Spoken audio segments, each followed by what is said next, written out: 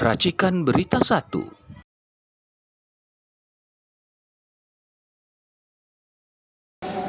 Kalau berdasarkan Undang-Undang Tindak Pidana Korupsi pasal 12B huruf besar disebutkan gratifikasi adalah penerimaan sesuatu oleh penyelenggara negara dan PNS dalam kaitan dengan tugasnya.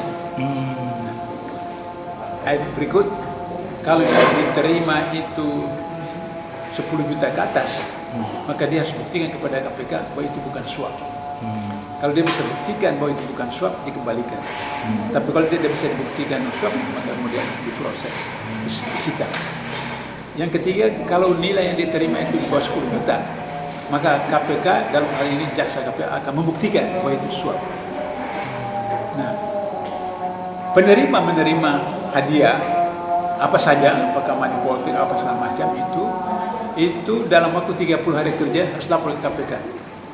Jika dalam 30 hari kerja tidak lapor ke KPK, maka itu dikategorikan sebagai suap. Hampir 50% ditangani KPK itu tentang Gratifikasi. Karena mereka anggap itu hadiah apa, tidak lapor apa, kemudian ada lawan politiknya, wah ini apa namanya, Bahaya itu. lapor itu seperti itu. Nah, jadi itu hadiah itu bagi ASN dan penyelenggara negara itu adalah gratifikasi harus dilaporkan. Jika tidak dilaporkan dalam waktu 30 hari kerja, itu termasuk suap dan langsung diproses seperti itu. Walaupun tanpa barang bukti. Kan ada barang yang diterima kan, ada barang yang diterima, apakah uang apa saja seperti itu. Nah, maka kemudian misalnya kalau pernikahan itu ada beberapa orang, misalnya Sultan Jogja, kemudian saya ingat Hidayat Nur Wahid waktu menikah kali kedua, waktu istrinya meninggal, itu dia undang orang KPK datang untuk mencatat apa yang diterima itu. Nah, prinsip KPK itu ada tidak merugikan Negara. tidak merugikan yang punya hajatan. Punya hajatan. Nah, karena itu maka dilihat dari siapa. Kalau hubungan keluarga apa. Tapi kalau dari pengusaha, disita. Pasti disita. Harta yang hadiah waktu perkawinan seperti itu. Nah, jadi oleh karena itu maka hadiah apapun itu termasuk yang diterima oleh ASN. Jadi ASN itu meskipun dia cuma tukang sapu, tapi kalau dia PNS itu termasuk gratifikasi. Nah, apalagi dia penyelenggara negara seperti itu. Nah, karena itu maka di dalam ketentuan KPU itu KPK, caleg, calon bupati, gubernur, wali kota, presiden sebelum pemilu atau pilkada atau pilpres harus melaporkan harta kekayaannya. Sebelum, kalau terpilih dia lapor lagi sekali. Setelah kemudian selesai dia harus lapor lagi. Jadi sebelum, selama dan sesudah itu ketentuan dalam Undang-Undang 28/99 tentang penyelenggara negara yang bebas dari KKN. Seperti itu. Nah itu soal gratifikasi. Jadi money politik itu disebabkan karena kos politik yang tinggi, tingkat pendidikan yang rendah masyarakatnya, kemudian tingkat ekonomi atau penghasilan yang rendah, sehingga mereka pikir ya 5 tahun sekali pesta seperti itu. Itulah sebabnya. Oleh karena itu maka kalau misalnya kembali kepada DPRD, pemilihan gubernur, bupati, wali kota, maka kemudian tidak akan terjadi money politik kepada rakyat seperti itu. Kalau itu money politik kepada anggota DPRD, tapi itu bisa dikontrol seperti itu.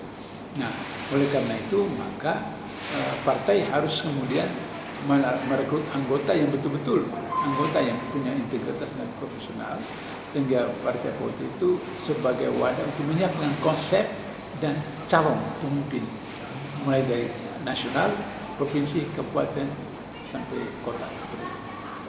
Jadi soal money politik. Nah, jadi dengan dari kembali ke DPRD itu minimal kita mengurangi dari kos pemilu, yang hal kedua menghindari walaupun belum tentu bisa dari money politik itu sendiri. Yang ketiga, konflik horizontal. Itu bisa tidak terjadi. Data-data yang ada dari mulai pemilu pertama kali pilkada 2009 itu puluhan orang di Papua meninggal berantem, di Kalimantan Timur, kemudian di Sulawesi Selatan. Kelompok yang kalah menyerang yang menang. Itu korban nyawa. Dan sampai di dalam satu keluarga pun saling bunuh. Itu bisa katakan tidak sampai perbunuhan, tapi tidak harmonis. Karena yang satu pilih C B, yang satu pilih C, itu berantem. Itu konflik horizontal. Kalau dipilih di DPRD tidak konflik horizontal antara satu masyarakat dan masyarakat lain, keluarga tidak, karena terbatas lingkungan seperti itu. Jadi tidak hanya penghematan anggaran, tapi juga menghindari konflik horizontal antara masyarakat, antara kelompok, antara suku dan sebagainya. Ustadz yakin bisa nggak kita kembali ke Undang-Undang Dasar 45 yang asli? Bisa, itu yang saya katakan. Kalau misalnya Prabowo itu serius, tidak omong-omong, kemudian dia bisa mengkoordinasikan partai-partai koalisi dia untuk kemudian melakukan sidang umum MPR, untuk kemudian menetapkan kembali Undang-Undang 45 yang asli. Kalau toh dianggap ada beberapa kelemahan, cukup adendum saja. Sehingga filosofi dari Pondok Fathers itu ada. Sebab kalau kita mau lihat Undang-Undang Dasar itu baik atau tidak, itu lihat mukadimahnya. Mukadimahnya itu kan luar biasa. Mukadimah itu betul-betul Islami betul. Piagam Madinah itu ada pada mukadimah itu. Amin. Nah, baru kemudian dijabarkan dalam batang tubuh. Nah, jadi oleh karena itu maka batang tubuh yang sekarang itu kan luar biasa, rusak itu. Kendala yang akan Ustadz yang bisa Ustadz rasakan dikarenakan mukadimah kita sangat bagus dan berbau sangat Islami. Kendala yang terberat dalam pandangan Ustadz apa itu hingga Undang-Undang 45 itu ditolak lagi oleh orang-orang? Apa yang?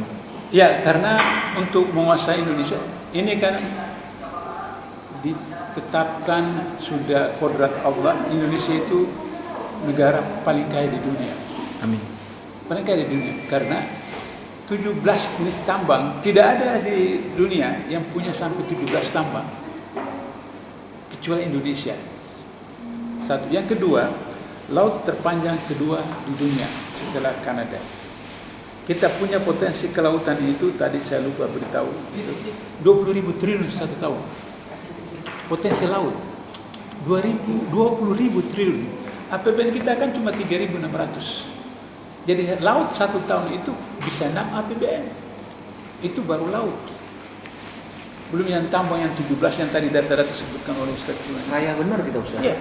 Belum lagi hutan kita. Kita kan kalau Anda pergi ke rumah sakit atau ke puskesmas kan dikasih kapsul kan. Kapsul itu kan pada umumnya kan sebagian buatan luar negeri kan. Amin. Luar negeri. Tapi bahan bakunya itu dari Indonesia. Jadi mereka datang ambil atau kita ekspor, kemudian dibuat di sana jadi kapsul apa, dibawa ke sini, kita beli dengan harga yang mahal seperti itu. Misalnya teripang. Tahu teripang ya? Teripang. Tahu. Yang laut ya. Teripang itu kan di pinggir-pinggir pantai. Pinggir pantai ini pasti. Itu sangat mahal harganya di Jepang. Ekspor. Iya. Sangat mahal. Karena itu proteinnya kan tinggi sekali. Iya. Dibuat jadi satu bahan makanan. Kemudian dikirim ke sini kita, kemudian kita beli. Iya, untuk obat juga. Untuk obat. Atau misalnya kalau Anda punya anak SD pergi ke mall, ada semacam seperti kerupuk begitu. Iya. Tapi itu bukan kerupuk seperti kita. Itu bahannya dari cacing. Ya. Kita ekspor cacing keluar. Ya. Dibuat jadi dikelola lagi. Dikelola itu Ya. kita beli dengan harga mahal seperti itu. Nah, kalau itu dilakukan oleh BUMD itu luar biasa. Ini anak saya sekarang dosen di ITB, associate professor. Dia jurusan agrobisnis, maaf, agroteknik, teknik agro itu. Dia pelihara lebah trigona.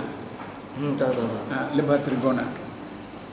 Terus kemudian untuk bisa memberi makan lebah trigona itu dipelihara lalat namanya Magut.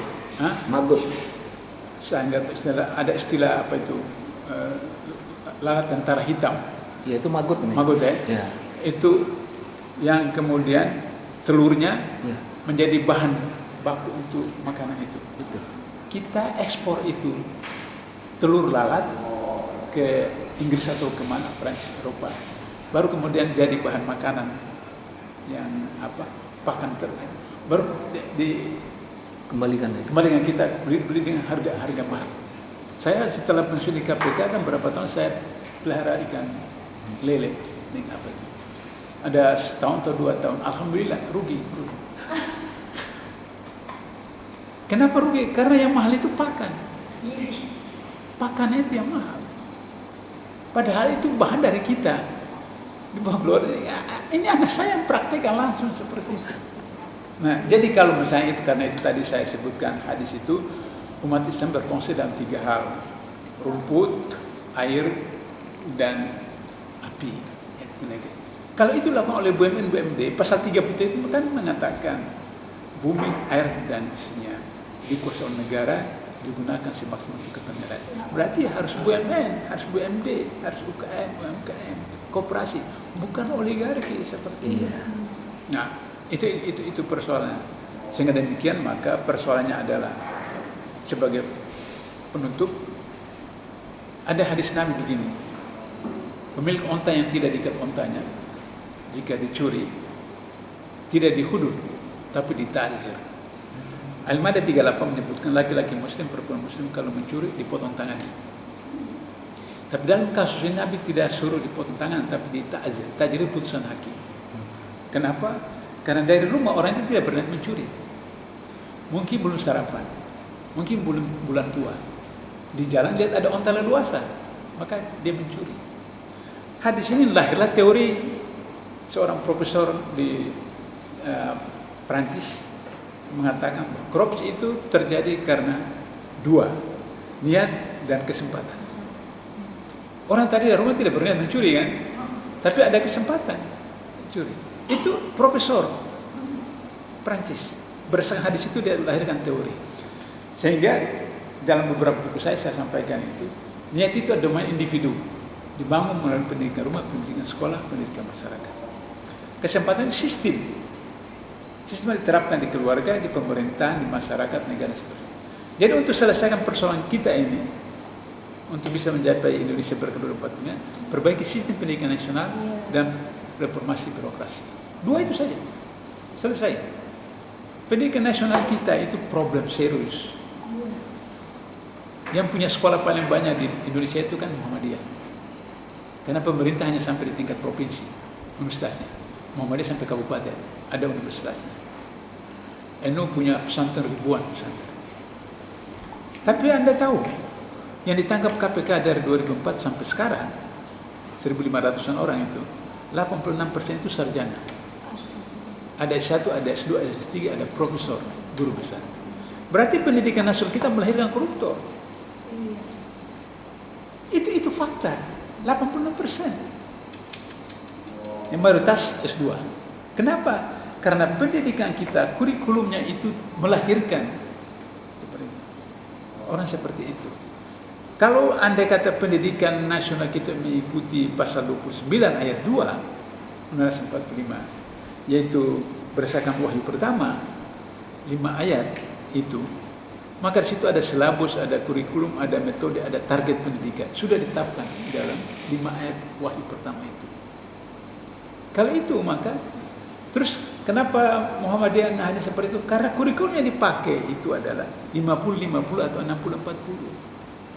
Jadi 60 pendidikan umum, 40 agama atau 50-50. Padahal seharusnya itu 100-100. Anak saya yang saya katakan tadi yang asosiasi profesor itu, dia pendidikan Malaysia itu 200%, 100-100. Sehingga dia insinyur, doktor engineering, tapi dia bisa baca kitab kuning.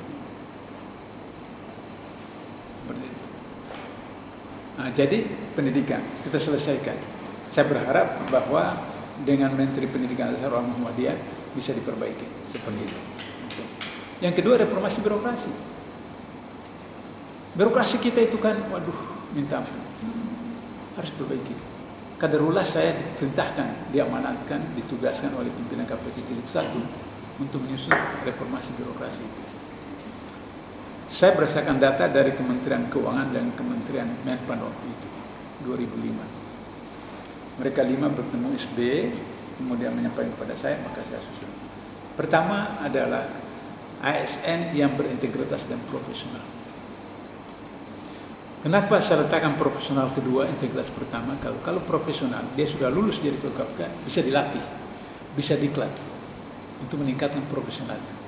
Kalau integritas itu dari sononya. Kalau integritasnya bermasalah, tetap bermasalah. Buktinya, 2004 KPK merekrut penyidik KPK dari Mabes Polri. SOP di KPK untuk integritas itu nilainya 1-5. Rankingnya 1-5 nilainya. Ketentuan SOP KPK minimal 4, nilainya 4 baru lulus. Kalau tidak bisa lulus. Salah seorang calon penyidik KPK itu dia dapat 3,9 integritasnya. Jadi beda 0,1. Menurut SOP tidak lulus. Tapi karena waktu itu perlu penyidik baru, karena baru kan 2004 ini baru mulai KPK. Maka kemudian kata pimpinan satu orang bilang, sudah nanti diperbaiki. Maka lolos dia. Hanya 6 bulan. 6 bulan atau berapa bulan? Ditangkap oleh temannya sendiri. Selisih 0,1. Ini fakta di KPK. Jadi integritasnya tidak main-main. Seperti itu. Nah, baru kemudian profesional. Kedua,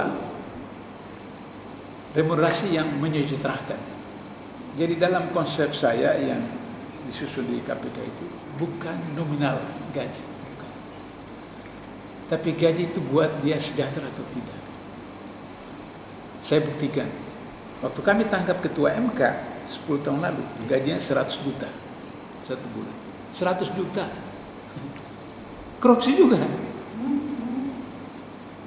Jadi bukan nominalnya, tapi sejahtera atau tidak dari gajinya itu. Karena itu dalam konsep saya itu gaji berapapun tidak dibayar 100%. Dibayar 75% atau 80% atau 70%. Sisanya apa? Sisanya dikonversi. Dikonversi ke mana? Pendidikan anaknya dari SD sampai universitas gratis. Kesehatan keluarganya gratis. Tidak ada BPJS. Dalam konsep saya tidak ada BPJS. Saya 15 tahun di Malaysia, tidak ada BPJS.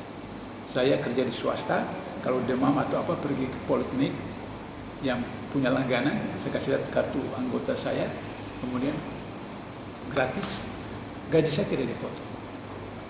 Dalam Undang-Undang 45 mewajibkan negara untuk pendidikan dan kesehatan. Tapi karena oligarki, maka kemudian dikuasai oleh oligarki, kemudian kesehatan dikuasai oleh oligarki. Undang-undang kesehatan yang baru disahkan tahun lalu oleh Jokowi itu berbahaya sekali. Kalau itu dioperasionalkan, tidak diamandemen atau tidak dibatalkan oleh Prabowo, bahaya sekali. Undang-undang kesehatan yang baru itu Anda tidak boleh minum herba. Pidana. Tidak boleh minum herba. Dan ID tidak boleh ikut campur. Sepenuhnya di kementerian.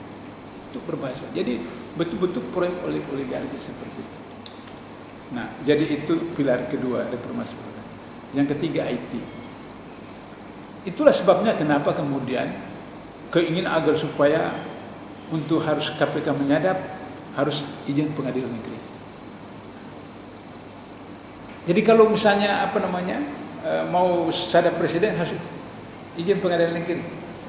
Apa pengadilan negeri akan kasih izin KPK untuk menyadap presiden atau presiden? Nah, sudah itu kemudian Dewan Pengawas. Setelah Jokowi, Dewan Pengawas harus izin Dewan Pengawas. Dewan Pengawasnya ditunjuk oleh Jokowi. Bagaimana Dewan Pengawas kasih izin untuk menyadap Gibran dengan Kaisang setelah sudah dilaporkan oleh siapa? Ubaidilah Badrun. Kamu beda ya. Nah, seperti itu. Tanpa IT, KPK tidak bisa tangkap 1.500 orang itu. Karena itulah maka komisioner KPK yang kemarin zaman Firly itu ikut lagi seleksi yang sekarang ke DPR, dia katakan tidak ada OTT. Karena dia bilang tidak ada OTT di KPK, dia terpilih. Kenapa? Karena DPR, oh bagus sekali kita tidak di OTT. Maka dia terpilih lagi seperti itu. Karena itulah yang paling jadi sasaran kan DPR anggota legislatif itu, atau hakim atau segala macam. Kalau tidak ada OTT, pada OTT itu justru pertama membuat orang itu disiplin. Ya, karena di KPK kan hanya kamar mandi, tidak ada CCTV, semua CCTV. Pertama memang memaksa kita untuk tidak macam-macam. Tapi lama-lama sudah terbiasa, di luar pun tidak ada orang saksikan, kita kemudian berlaku jujur. Misalnya malam hari lampu merah, tidak ada orang kan? Tapi kan lampu merah tetap berhenti. Sebab bisa terjadi tiba-tiba ada yang nyelonong. Karena malam hari seperti itu. Terakhir, pengelolaan SDM, sumber daya alam berdasarkan Undang-Undang 45. Yang tadi saya katakan, kalau sumber daya alam kita, laut, hutan, tambang kita dikelola oleh BUMD, wah, tidak perlu pajak. Tidak perlu pajak. Zakat pertanian itu kan 10%. Fikih. Zakat pertanian itu 10%. Zakat tambang ada 15%. Kalau misalnya emas itu zakatnya tidak perlu pajak. Ini kan aneh. Saya dapat gaji, Anda dapat gaji. Dipotong pajaknya kan?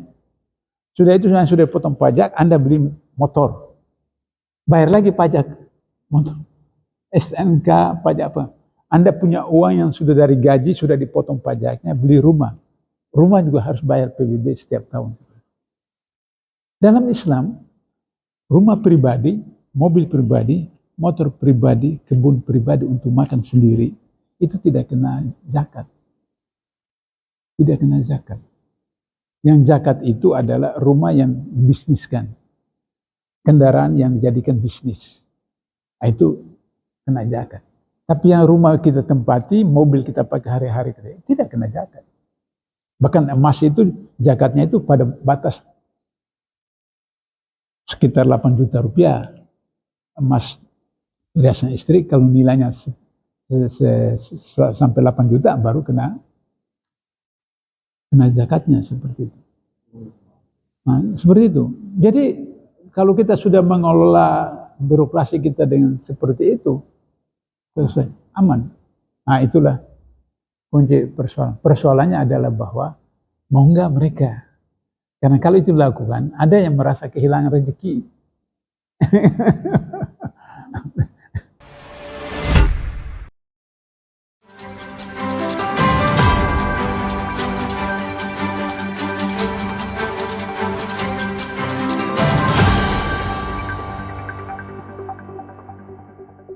Racikan Berita 1.